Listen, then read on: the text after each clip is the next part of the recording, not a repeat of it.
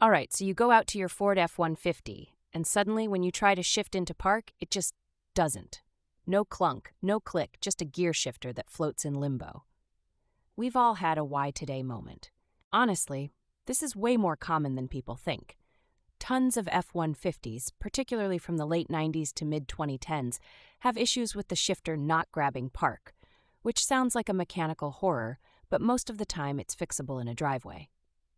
What usually happens is the shift linkage under the truck gets sloppy, or one of those little $8 plastic bushings finally gives out after 200,000 shifts. It's not glamorous, but it will absolutely sideline your day and leave you looking for rides. Let's talk pain points. You're worried about rolling, can't get your key out, and may not even be able to start the truck again if it doesn't sense you're in park. I've seen people wedge boards under the tires as a handbrake. Not ideal. First thing you want to do? Block the wheels. Yes, even before you do any investigating, because an F-150 that's sitting between gears can decide to take off rolling at the worst possible time. Use whatever you've got, wood, bricks, whatever. Crawl under the driver's side and stare at the linkage.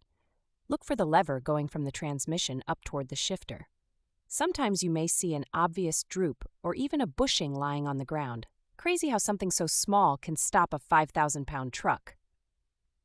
Most times it's just worn linkage bushings or a loose shift tube inside the column. If the shifter feels extra sloppy, like it's more of a suggestion than a command, you've almost certainly got bushing or shift tube issues. The quick fix, and I really mean this, is Amazon or your local parts store.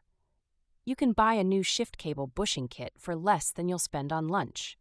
YouTube has a ton of 2-minute videos. No need to pay a shop $150 plus in labor if you're even a little handy. Now, a pro tip. A zip tie or hose clamp can absolutely get you by in an emergency if a bushing dies on a road trip. It's not pretty, but it'll hold the cable on the lever until you can get the right part. If replacing the bushing doesn't help, check for bolts in the steering column where the shifter enters.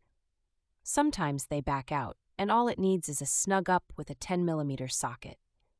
If you see metal dust or pieces, though, then, yeah, it's time for more serious steering column repair. Step by step, if I were tackling this: block the wheels, check linkage and bushings for play, replace cheap parts, and only dive into the steering column if all else fails. 90% of these cases are fixed before you ever open the dash. And if you're still stuck, find a parking brake if it works. Turn your wheels to the curb and flat out avoid parking on hills. Gravity is not your friend when your truck refuses to grab park. Safety first, regret never. People don't realize how preventative this can be. If your shift linkage starts to feel loose, don't wait for it to fail. $50 in a Saturday morning can save you from being that guy blocking the parking lot at Home Depot. Trust me.